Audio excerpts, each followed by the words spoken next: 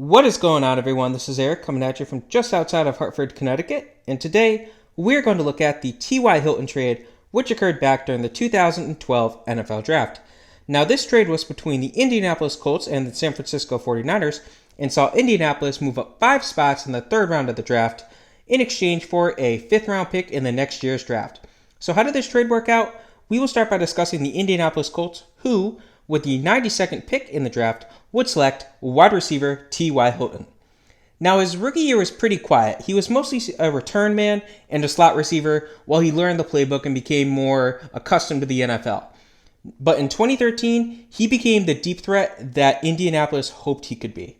He became their wide receiver 1 mid-season, and he ended the year with 1,083 yards and 5 touchdowns. He improved in 2014 with another 1,000-yard season while also tying his career mark with 7 touchdowns. He had a third consecutive year with 1,000-plus yards in 2015, and he had another strong year in 2016 as he led the league in receiving yards with 1,448 on a career-high 91 catches.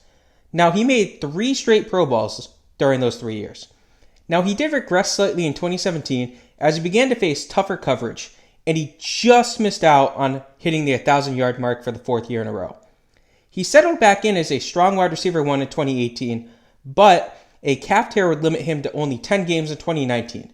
He had a decent year in 2020, but so far his 2021 season has yet to begin as he is currently dealing with a neck issue, but he should hopefully be back soon. So fingers crossed. We'd love to see him return. The only thing is, he's not going to be the Pro Bowler that he was before. He was a 4-time Pro Bowler in his prime, and he did lead the NFL in receiving yards once. The thing, though, is he's in his 30s now, and he's not going to be the speed threat that he was back in the day. But still, Indianapolis definitely misses having a player like him. So T.Y. Hilton was a good pick by Indianapolis. What did the 49ers get in return for his pick? So they got the 97th pick, and they would trade this to the Miami Dolphins in exchange for a trio of picks. The first one was the 103rd pick, which they would trade to the Carolina Panthers in exchange for a pair of picks. The first one that we're going to actually look at for the 49ers was the 180th pick, which they used to select safety Trenton Robinson. And Robinson would only appear in a couple of games on the special team unit before he was waived. Now, they also got a 2013 third-round pick. This would become the 74th pick, and they would trade this to the Dallas Cowboys in exchange for the 18th pick in the 2013 NFL Draft. And they would use that pick to select safety Eric Reid. Now, Eric Reid would win the starting free safety job for his rookie season, and he had a strong year, recording a career-high 4 interceptions. Now, he had another 3 interceptions in 2014, but he ended up suffering 3 concussions over his first 2 years in the league. He regressed slightly in the 2015 season, but he rebounded nicely in 2016 before tearing his bicep in Week 11, which effectively ended his season.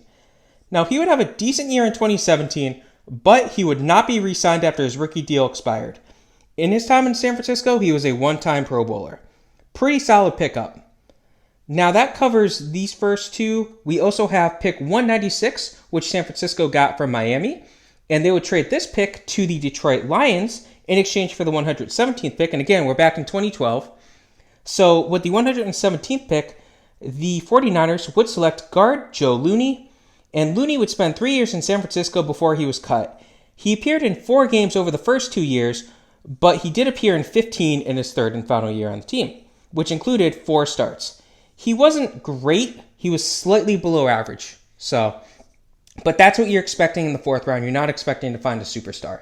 Now, the last pick that San Francisco got from Miami was a 2013 6th rounder. This would become the 180th pick in the 2013 draft. And with that, they would pick linebacker Nick Moody.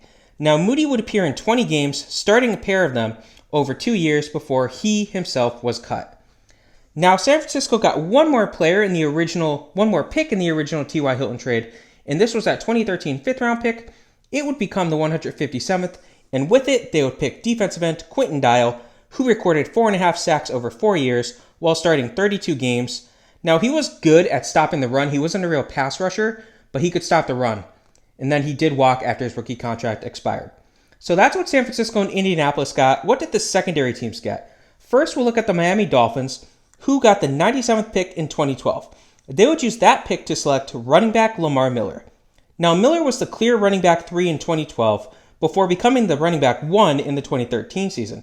He played well, rushing for 709 yards, but he broke out in 2014, rushing for a career-high 1,099 yards with 8 touchdowns. Now, he did